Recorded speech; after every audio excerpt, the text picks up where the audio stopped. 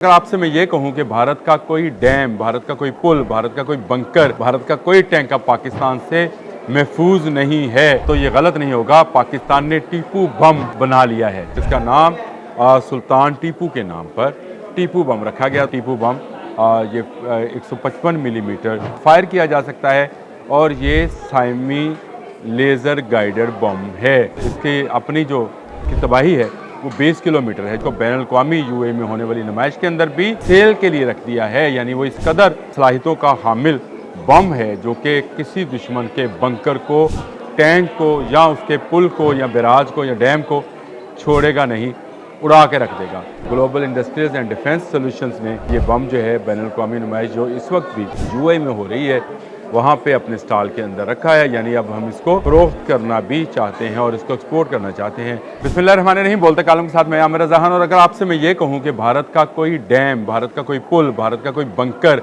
भारत का कोई टैंक अब पाकिस्तान से महफूज नहीं है, तो ये गलत नहीं होगा। पाकिस्तान ने टीपू बम बना लिया है। जी हाँ, पाकिस्तान ना सिर्फ टीपू बम जो है उसको मुतारफ़ करा दिया है, बल्कि उसको बैनुल-अक़वामी यूएई में होने वाली नुमाइश के अंदर भी सेल के लिए रख दिया है, यानी वो इस कदर सलाहियतों का हामिल बम है जो कि किसी दुश्मन के बंकर को, टैंक को या उसके पुल को या बैराज को या डैम को छोड़ेगा नहीं, उड़ा के रख देगा।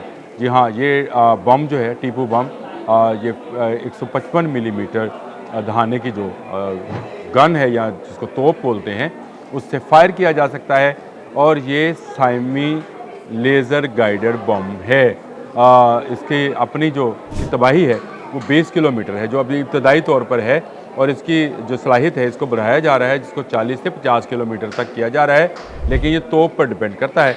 इंटीग्रेटेड है ये सिस्टम, तमाम किस्म के जो मुल्क असला इस्तेमाल करते हैं उनके साथ, यानी अगर आपके पास नेटो का असला है या किसी और मुल्क का असला या आप गन इस्तेमाल करते हैं तो आप इस बम को इस्तेमाल कर सकते हैं, जिसका नाम सुल्तान टीपू के नाम पर टीपू बम रखा गया। तो आपको समझ जाना चाहिए कि ये किन के लिए है। शेर की एक दिन की ज़िंदगी जो है गिदर की 100 साल ज़िंदगी से बेहतर ये सुल्तान टीपू सुल्तान का मकूला, मशहूर व मरूफ मकूला है, जिस पर ये बम जो है जिसका नाम रखा गया है।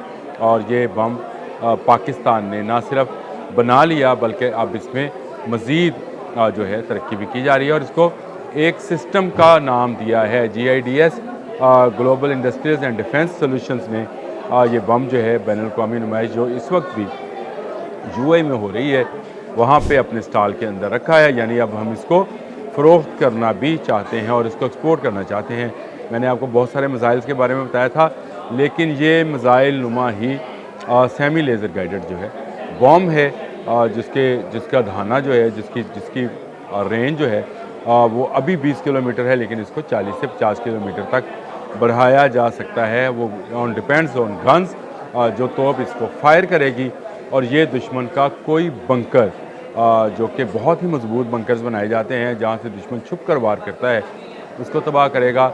इसके अलावा कोई पुल, सीमेंट सरिया कंस्ट्रक्टेड चीज़ें हैं, उनको एक दफ़ा ये जोड़ कर गिरा देता है और इससे कोई बच नहीं पाता है। ये बम ऐसी सलाहियतों का मालिक हामिल है कि इससे कोई बच नहीं पाएगा और ये टीपू बम जो है अब मुतारफ़ हो गया है। इब्तदाई तौर पर इसको बैनुल-अक़वामी नुमाइश में पहली मरतबा रखा गया है। अगर आप इसकी तस्वीर भी देखें तो आपको नज़र आएगा कि 133 मिलीमीटर की उसकी वो जो लंबाई है और 155 मिलीमीटर से जो ये है फायर करता है।